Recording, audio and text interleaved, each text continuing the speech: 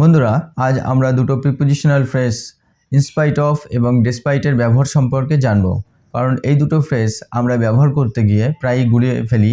কখনো আমরা ডেসপাইটের পরে অফ ব্যবহার করছি, কখনো ইনস্পাইটের পরেও আমরা অফ ব্যবহার করছি। কিন্তু কখন আমরা ইনস্পাইটের পরে অফ ব্যবহার করব এবং কখন ডেসপাইটের পরে অফ ব্যবহার করব না, বা ডেসপাইটের পরে আদৌ অফ ব্যবহার করা যাবে কি না, সেই সম্পর্কে আজকে আমি ক্লাসটি তোমাদের দেখাবো এবং তোমরা একটু লক্ষ্য করো, উদাহরণ সহ কিছু ব্যাখ্যা করে দেবো। আশা করি তোমাদের আর ভুল হবে না। তো চলো আমরা ক্লাসটি দেখতে। বন্ধুরা, আজ আমরা দুটো প্রিপোজিশনাল ফ্রেজ অর্থাৎ ডেসপাইট ও ইনস্পাইট অফের ব্যবহার সম্পর্কে জানব। তো ডেসপাইট ও ইনস্পাইট অফের ব্যবহার করতে গিয়ে আমরা প্রায়ই কনফিউশনে পড়ি যে কখন ডেসপাইট ব্যবহার করব, কখন ইনস্পাইট অফ ব্যবহার করব। তো প্রথমত আমরা দেখে নিই যে ইনস্পাইট অফ কিন্তু একটি প্রিপোজিশনাল ফ্রেজ, সাথে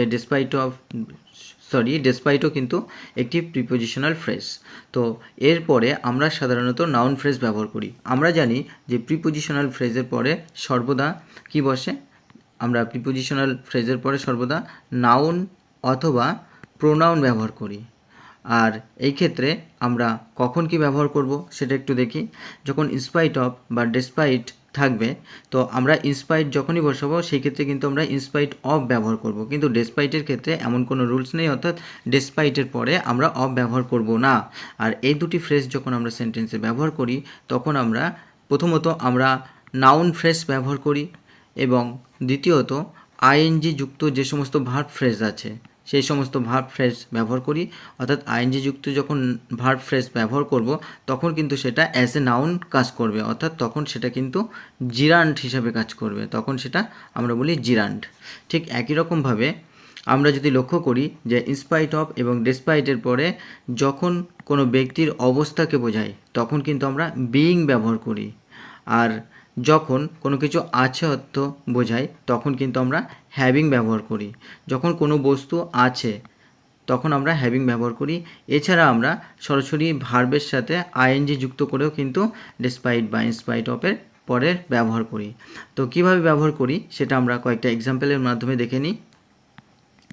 তো প্রথমে আমরা দেখব যে আমরা প্রথম যে এক্সাম্পল দেখছি যে in spite of being a good human, এখানে ব্যাড হিউম্যান দিতে হবে। কারণ কি না, যে ইনস্পাইট অফ কথার অর্থ হলো সত্ত্বেও, অর্থাৎ যখন কন্ট্রাস্ট বোঝায় একটা সেন্টেন্সে, সেই ক্ষেত্রে আমরা ডেসপাইট বা ইনস্পাইট অফ কিন্তু ব্যবহার করি।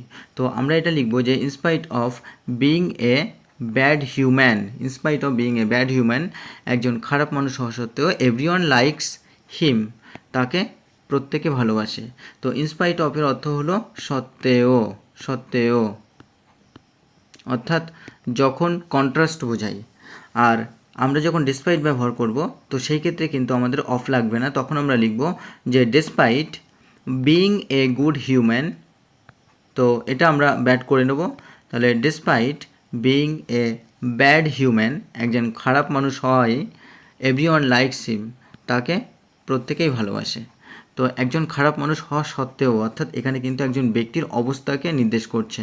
তো এই কারণে কিন্তু আমরা বিইং ব্যবহার করছি। তো এখানে যখন আমরা ডেসপাইট ব্যবহার করছি, অফ কিন্তু ব্যবহার হচ্ছে না। আবার যখন আমরা ইনস্পাইট অফ ব্যবহার করছি, তখন কিন্তু আমরা ইনস্পাইটের ক্ষেত্রে আমরা কিন্তু অফ ব্যবহার করছি। তো একই রকমভাবে আমরা আরেকটা সেন্টেন্স দেখি, যেটা বস্তুর ক্ষেত্রে বোঝায়, অর্থাৎ কিছু আছে অর্থে। যেমন ইনস্পাইট অফ হ্যাভিং মানি, টাকা থাকা সত্ত্বেও হি ডাজ নট স্পেন্ড, সে খরচ করে না। আবার যখন ডেসপাইট দিয়ে ব্যবহার করব, সেন্টেন্সটাকে লিখব যে ডেসপাইট হ্যাভিং মানি, অর্থাৎ টাকা থাকা সত্ত্বেও হি ডাজ নট স্পেন্ড, সে খরচ করে না। সুতরাং এইভাবে কিন্তু আমরা ব্যবহার করি ইনস্পাইট অফ ও ডেসপাইট। আবার ভার্ব ফ্রেজের সাথে আমরা কীভাবে ব্যবহার করি দেখা যাক। যেমন ইনস্পাইট অফ প্লেয়িং গুড, অর্থাৎ ভালো খেলা সত্ত্বেও। তো এখানে কিন্তু প্লে মেন ভার্ব, তার সাথে আইএনজি যুক্ত করা হয়েছে, অর্থাৎ প্লেয়িং। তো ইনস্পাইট অফ প্লেয়িং গুড, ভালো খেলা সত্ত্বেও হি লস্ট দ্য ম্যাচ, সে ম্যাচটি হেরেছিল। বা ডিসপাইট প্লেয়িং গুড, ভালো খেলা সত্ত্বেও হি লস্ট দ্য ম্যাচ, সে ম্যাচটা হেরেছিল। সুতরাং এইভাবে কিন্তু আমরা লিখব। তো আরও আমরা মোর ডিটেলস দেখার জন্য আমরা আরও কয়েকটি এক্সাম্পল দেখে নিই। তো চলো, তো প্রথমত আমরা এখানে কয়েকটা এক্সাম্পল দেখব। যেমন ডেসপাইট দিয়ে প্রথমে আমরা দেখব যে ডেসপাইট এক্সপ্রেসেস অর্থাৎ ডেসপাইট প্রকাশ করে কন্ট্রাস্ট বিটুইন টু থিংস, দুটো বস্তুর মধ্যে বা দুটো ঘটনার মধ্যে কিন্তু কন্ট্রাস্ট বা বৈপরীত্যকে প্রকাশ করে। ইট ইজ প্রিপোজিশনাল এক্সপ্রেশন, অর্থাৎ এটা একটা কিন্তু প্রিপোজিশনাল মানে এক্সপ্রেশন বা অবস্থাকে প্রকাশ করে। যেমন এক্সাম্পলের মাধ্যমে আমরা দেখি, I love her despite her faults, তার ফল্ট বা তার কিন্তু দোষ থাকা বা ত্রুটি থাকা সত্ত্বেও আমি তাকে ভালোবাসি। তো এই যে থাকা সত্ত্বেও অর্থাৎ এখানে কিন্তু একটা কন্ট্রাস্ট বা বৈপরীত্য ভাব রয়েছে, যে তার ফল্ট আছে তবুও তাকে আমি ভালোবাসি। বা পরের লাইনটি দেখি, দ্য ইয়াং মেন সেইড, অর্থাৎ যুবকেরা বলেছিল, that they would do it, তারা এটা করবে, despite all of the difficulties, অর্থাৎ সমস্ত ডিফিকাল্টিস বা অসুবিধা থাকা সত্ত্বেও তারা এটা করবে। তো তারা এটা করবে, এটা কিন্তু পজিটিভ সেন্স। আবার আমরা এখানে দেখতে পাচ্ছি যে ডিফিকাল্টিস, এটা কিন্তু আবার নেগেটিভ সেন্স। সুতরাং এই যে ডিফারেন্স অর্থাৎ এই যে কন্ট্রাস্ট, সেটা কিন্তু প্রকাশ পাচ্ছে।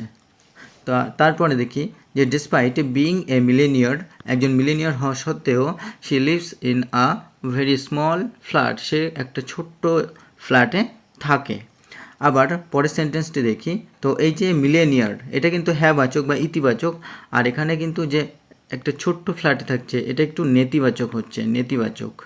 তো সেক্ষেত্রেও কিন্তু কন্ট্রাস্ট প্রকাশ পাচ্ছে। ডিসপাইট হার এক্সশন, তার ক্লান্তি সত্ত্বেও she tries to help us, সে আমাদের সাহায্য করার জন্য এগিয়ে এসেছিল। তো এই যে ক্লান্তি এবং সাহায্য করা, তো এটা কিন্তু পরস্পর বৈপরীত্য ভাবকে প্রকাশ করছে।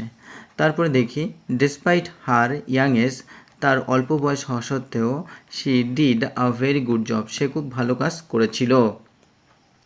তো পরের সেন্টেন্স দেখি, পরের সেন্টেন্স আছে যে ডিসপাইট বিং এ সানি ডে, একটা ভালো দিন হওয়া সত্ত্বেও ইট ইজ কোল্ড, দিনটা বেশ ঠান্ডা। সে স্টিল লাভস, তো এটা সানি ডে অর্থাৎ রৌদ্র উজ্জ্বল বা রৌদ্র সম্পন্ন হওয়া সত্ত্বেও কিন্তু দিনটা ঠান্ডা, অর্থাৎ এটা কিন্তু বিপরীত ভাব প্রকাশ করছে। আর সে স্টিল লাভস হিম, সে এখনও তাকে ভালোবাসে, despite the fact that he left her, এই কারণটা জানা সত্ত্বেও যে সে তাকে ছেড়ে দিয়েছিল। তারপরে এবার আমরা ইনস্পাইট অফের ব্যবহার দেখব। তো ইনস্পাইট অফ কখন ব্যবহার করি সেটা একটু দেখে নিই। তো ইনস্পাইট অফ আমরা ব্যবহার করি যখন এটাও কন্ট্রাস্টের ক্ষেত্রে কিন্তু আমরা ব্যবহার করি। তো দেখে নিই, শি ওয়েন্ট টু ওয়ার্ক, সে কাজ করতে গিয়েছিল, ইনস্পাইট অফ ফিলিং ইল, অর্থাৎ ইনস্পাইট অফ ফিলিং ইল। তো ইনস্পাইট অফের পরে যে ফিলিং ব্যবহার করা হচ্ছে এটা কিন্তু নাউন ফ্রেজ। তো নাউন ফ্রেজ অর্থাৎ এখানে কিন্তু এটা ভার্ব নয়, এটা অ্যাজ এ জিরান্ড হিসাবে কাজ করছে। তো শি ওয়েন্ট টু ওয়ার্ক, সে কাজে গিয়েছিল বা কাজ করতে গিয়েছিল, ইনস্পাইট অফ ফিলিং ইল, অসুস্থতা অনুভব করা সত্ত্বেও। হি পাসড দ্য এক্সাম, সে পরীক্ষা পাশ করেছিল, পরীক্ষায়, in spite of his lack of preparation, তার প্রিপারেশনের অভাব থাকা সত্ত্বেও সে কিন্তু পরীক্ষায় পাশ করেছিল। তো এখানেও কিন্তু বৈপরীত্য ভাব প্রকাশ পাচ্ছে। তো এটা কিন্তু একটা noun phrase, his lack of কি প্রিপারেশন। আর দে হ্যাড গ্রেট টাইম, তারা ভালো সময় কাটিয়েছিল, ইনস্পাইট অফ ব্যাড ওয়েদার, খারাপ ওয়েদার থাকা সত্ত্বেও তারা ভালো সময় কাটিয়েছিল। হি কেপ্ট রানিং, সে দৌড়েছিল বা দৌড়াতে থাকলো, in spite of the pain in his leg, তার পায়ে পেইন বা যন্ত্রণা থাকা সত্ত্বেও। এখানে রানিং শব্দটা কিন্তু এখানে নাউন হিসাবে ব্যবহার হচ্ছে। তারপরে দেখো, সে স্মাইলড, সে হাসলো, ইনস্পাইট অফ হার ডিসঅ্যাপয়েন্টমেন্ট, তার হতাশা থাকা সত্ত্বেও সে কিন্তু হাসছিল। তো এখানেও কিন্তু বৈপরীত্য ভাব প্রকাশ পাচ্ছে। আর স্মাইল হচ্ছে মেন ভার্বের কাজ করছে, আর ডিসঅ্যাপয়েন্টমেন্ট, তার হার ডিসঅ্যাপয়েন্টমেন্ট, এটা কিন্তু noun phrase. He continued working, সে ক্রমাগত কাজ করতে থাকলো। তো এই কন্টিনিউড অর্থাৎ কিছু একটা করতে থাকা, তো এটা কিন্তু এখানে মেন ভার্ব V2 এর কাজ করছে। আর ওয়ার্কিং হচ্ছে noun, in spite of the noise থাকা সত্ত্বেও। হি ফাউন্ড এ জব, সে একটা কাজ খুঁজে পেল, in spite of the economic downturn, অর্থাৎ আর্থিক মন্দা থাকা সত্ত্বেও অর্থাৎ এটা হচ্ছে নাউন ফ্রেজ। আর্থিক মন্দা থাকা সত্ত্বেও সে কিন্তু একটি কাজ খুঁজে পেয়েছিল। He succeeded in spite of his of his lack of resource, অর্থাৎ উৎস থাকার অভাবেও কিন্তু সে সফল হয়েছিল। তো সাকসিডেড এটা কিন্তু V2 এর কাজ করছে, আর in spite of his lack of resource এটা কিন্তু নাউন ফ্রেজ হিসেবে কাজ করছে। সুতরাং এইভাবে কিন্তু আমরা ইনস্পাইট অফ এবং ডেসপাইট আমরা সেন্টেন্সে ব্যবহার করে থাকি, এবং কিভাবে ব্যবহার করি সেটা তোমাদেরকে বুঝিয়ে দিলাম। আশা করি ক্লাসটি ভালো লেগেছে। তো এরকম আরও হেল্পফুল ক্লাস পাওয়ার জন্য অবশ্যই তোমরা চ্যানেলটির পাশে থাকবে। তো চলো, দেখা হচ্ছে পরবর্তী ক্লাসে। ধন্যবাদ।